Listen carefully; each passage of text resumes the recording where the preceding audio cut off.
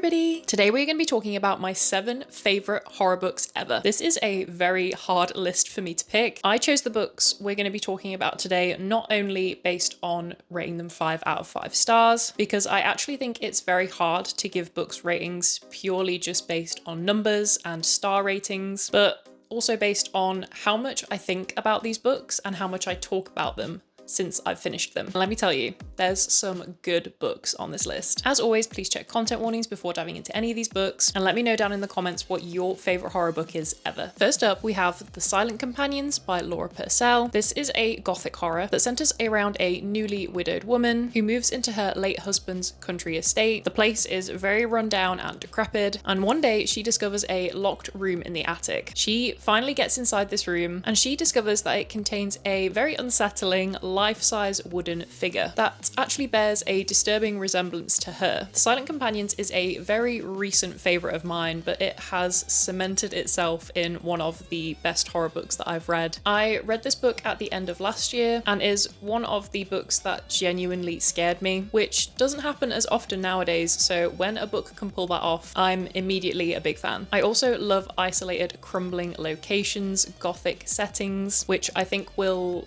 become very evident as we progress through this list. And the Silent Companions in this are just so creepy. I think it's one of the few books that's given me nightmares, but the story is also just so good and the creeping dread in it builds to an incredible conclusion. Then another book which I also think I finished towards the end of last year, and that is The Weight of Blood by Tiffany D. Jackson. The plot of this one focuses on Maddie Washington, who her whole life she has been forced by her father to pass as white in their small town, but after an incident where her true heritage is revealed, things do not go well for Maddie. A video of her being bullied goes viral, and as a result the school tries to save face by planning its first integrated prom. Mind you, this book is set in like 2014. Throughout all of this, Maddie comes to realise she actually has some very strong and potentially dangerous telekinetic powers, and on prom night these powers are revealed. It's also told in a true crime style with podcast transcripts and interviews. The Weight of Blood is a Carrie retelling if you didn't guess based on the description, and it is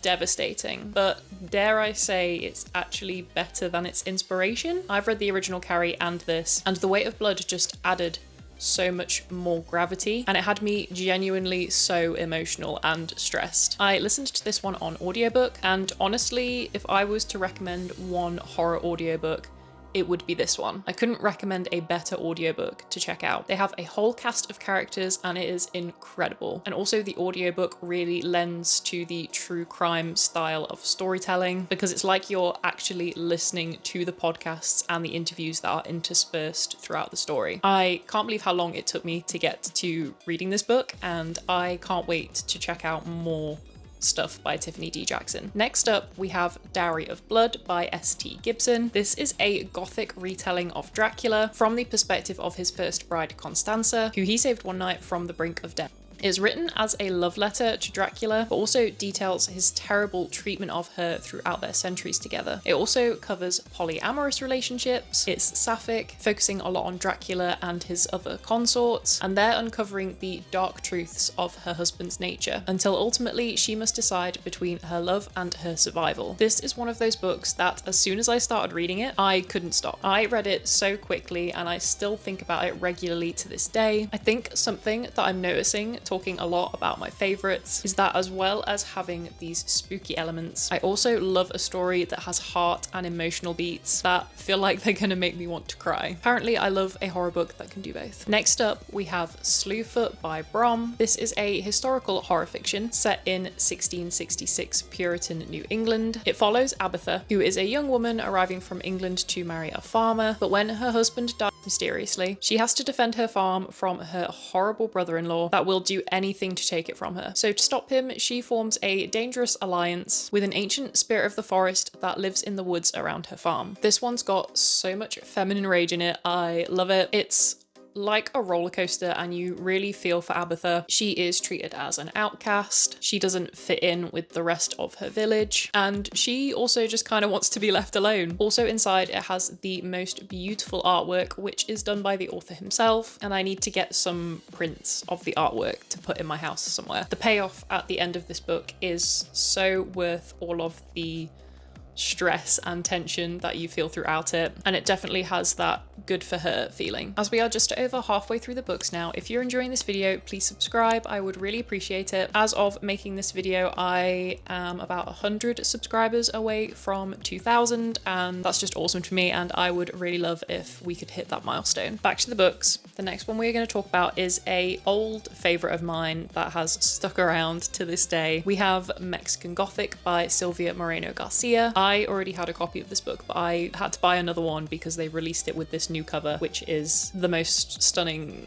book cover I think I've ever seen. Absolutely incredible. But about the book itself, this is another historical horror. I also apparently really love historical horror fiction as well. This one is set in the 1950s. It follows Noemi, who is a glamorous socialite, but one day she receives a strange letter from her newlywed cousin, so she travels to the family's isolated, decaying mansion in the Mexican countryside to rescue her. But once she arrives, she is faced with a menacing family and a life-threatening illness that may make it impossible to escape. I am absolutely desperate to reread this book because, like I said before, I read this years and years ago, but I still think about it all the time. I want to see if I still love it as much as I think I do, because I've read a lot of horror since then, but this is still top tier in my mind, and I compare a lot of other horror books to how this one made me feel. So I think it will stand the test of time. I just really want to experience this book again. Then we have The Hollow Places by T. Kingfisher. Any chance I get to show off my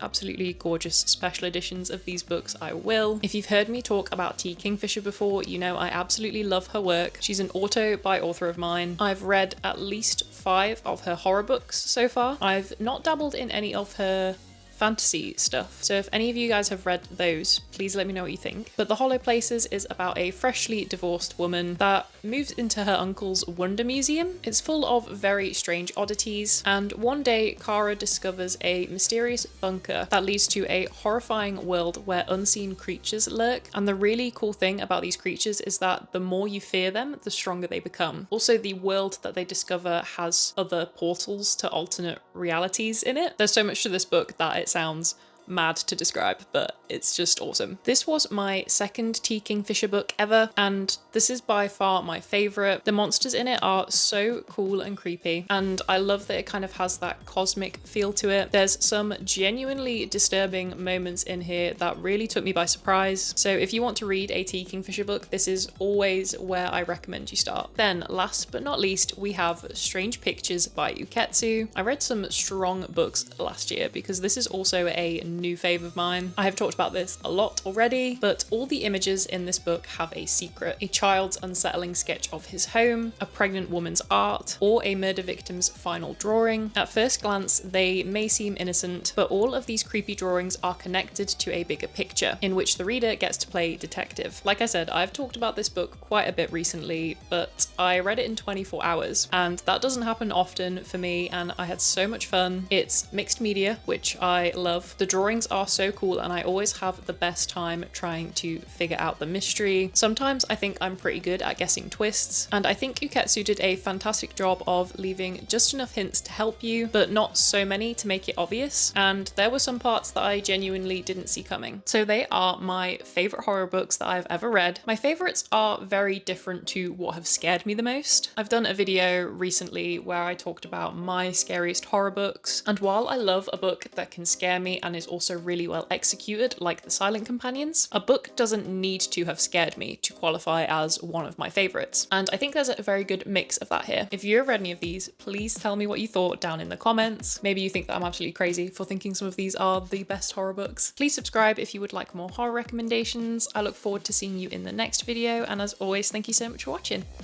Bye!